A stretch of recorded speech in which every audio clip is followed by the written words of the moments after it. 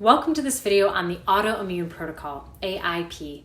My name is Ashley Anderson, registered dietitian, personal trainer, and owner of MOVE Fully Nourished, where we specialize in nutrition and exercise coaching using an integrative approach to help active adults achieve optimal health, healing the mind, body, and spirit. Our integrative approach is designed to empower you as well as transform your lifestyle and relationship with food forever. Do you have an autoimmune disorder? Or have you been diagnosed with several? Did you know that there are more than 80 types of autoimmune disorders? A few examples include rheumatoid arthritis, lupus, inflammatory bowel diseases like Crohn's disease or ulcerative colitis, multiple sclerosis, MS, type 1 diabetes, psoriasis, Graves' disease, Hashimoto's thyroiditis, myasthenia gravis, Addison's disease, celiac disease, pernicious anemia, and Sjögren's syndrome, just to name a few. An autoimmune disorder occurs when the body's immune system misinterprets healthy body tissue and attacks or destroys it. An autoimmune disorder may affect one or more organs or tissue types, cause abnormal growth of an organ or change in function, and or the destruction of body tissue impacting blood vessels, connective tissues, joints, muscles, red blood cells, skin, and the endocrine glands. It is also possible that a person has one or more autoimmune disorders simultaneously.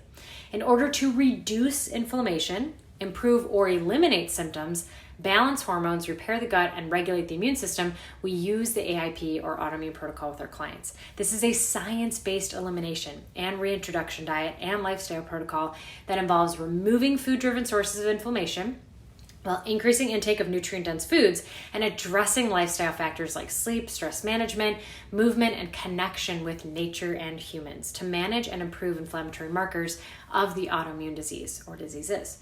There are 3 phases that we plan and use to implement with our clients. It's transition, maintenance, and reintroduction. Phase 1 is transition and preparing to follow the autoimmune diet. We first help our clients understand which foods are exacerbating their symptoms and how to transition to include more nutrient-dense foods that help to decrease systemic inflammation and the body's misinterpretation of healthy tissue. This is best introduced slowly and with detailed guidance as we work together to create an environment set up for success.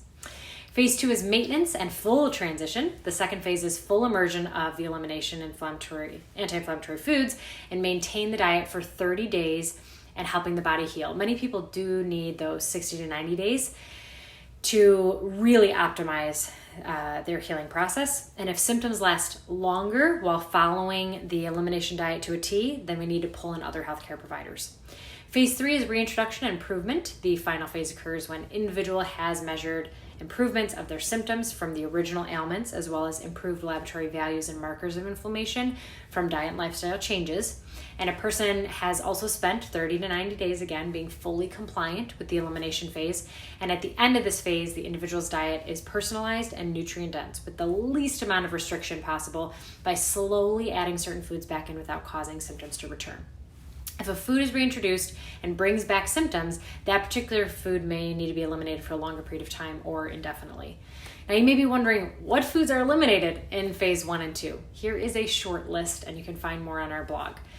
All grains, so corn, all gluten, pseudograins, quinoa, amaranth, all of those, all dairy, all legumes, that includes soy, peanuts, and beans, all processed vegetable oils like canola, soybean, corn, rapeseed, cottonseed, and safflower, all processed food chemicals ingredients like dyes or preservatives or thickeners, all refined sugar and non-nutritive sweeteners like high fructose corn syrup and stevia, all nuts and seeds. This includes seed-based spices like coffee and chocolate, all fruit and berry-based spices, all nightshade family vegetables and the spices that are derived from them, all eggs, and all alcohol. Now, you might be wondering, what can I eat with a list like that? And it may sound very limiting, but there are actually a ton of foods included. Adding a variety of nutrient-dense foods is critical, and it's a critical component of the successful outcomes that clients with autoimmune disorders have. Let me list off a few of the really important ingredients that we include, and you can find this full list and examples on our blog at movefullyNourished.com. Organ meats like liver and heart.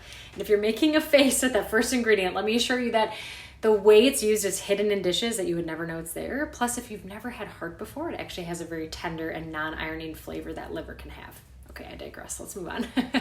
Fish and shellfish. And we use the latest recommendations from the Environmental Working Group There's seafood recommendations to make sure that mercury levels are kept low. Vegetables of all kinds, as much variety as much as possible, the whole rainbow. Aim for 8 servings a day. And you can see this long list of veggies included in our blog post at MoveFullyNourished.com. Seasonings like cinnamon, cloves, garlic, ginger, saffron, turmeric, and sea salt. Quality meats like grass-fed, pasture-raised, wild as much as possible. Healthy fats like, again, pasture-raised, grass-fed animal fats as part of the cut of the meat, or fatty fish, avocado oil, coconut oil, olives, fruits, probiotic fermented foods, glycine-rich foods like bone broth. Also, it's important to source from the best quality ingredients you can and eat as much variety as possible. After 30 to 90 days of adhering to the autoimmune protocol and reevaluating symptoms, it is then time to reintroduce certain foods in a systemic order. There are 4 stages of reintroduction and certain foods that are introduced one at a time at each stage. Each food introduced in a specific order, starting with the most nutrient-dense, like egg yolks and legume sprouts, through the least nutrient-dense, like coca, like chocolate. Depending on each individual's response to each food, the goal is to arrive at the least restrictive diet that helps promote the best healthy outcomes. Foods that are added back in must help to expand the diet, but not bring back symptoms. And if a food causes symptoms, it may need to be eliminated for a longer period of time or indefinitely. Lifestyle factors also important. So besides the diet, other important lifestyle factors that are equally as important as the nutritional changes are sleep, stress, movement, and connection. It's extremely important for those with autoimmune disorders that they get quality sleep, between 7 to 9 hours per night, to manage stress or decrease the allostatic load while building stress resilience, moving their body in ways that feels joyful while improving strength and flexibility, and connect to humans and nature in order to help regulate the immune system, balancing out hormones and aiding in the healing process itself. There is so much more that goes into this process of managing an autoimmune disease. And realistically, this topic today could have been an hour-long video. But the key point is that there is so much powerful research on the benefits of taking a holistic approach to health and wellness and managing autoimmune diseases through a holistic and functional approach. At Move Fully Nourished, we are living proof that a functional approach is possible to eradicate symptoms, reduce inflammatory laboratory markers, and get on with life, living it to the fullest. If you'd like to read more about our own personal journeys, you can find out about our stories at MoveFullyNourished.com. Thanks so much for tuning in. Have a great rest of your day.